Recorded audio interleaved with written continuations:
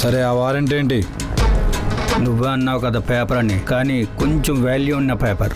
DIG level నుంచి వచ్చింది. ఈ వాల్యూ పోవాలంటే ఆ లోపు ఆగిపోవాలి.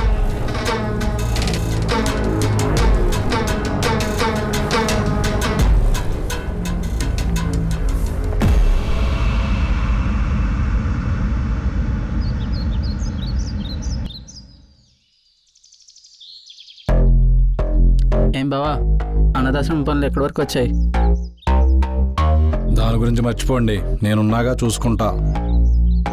ఏంలే, మన చాందిని అడుగుతుంది.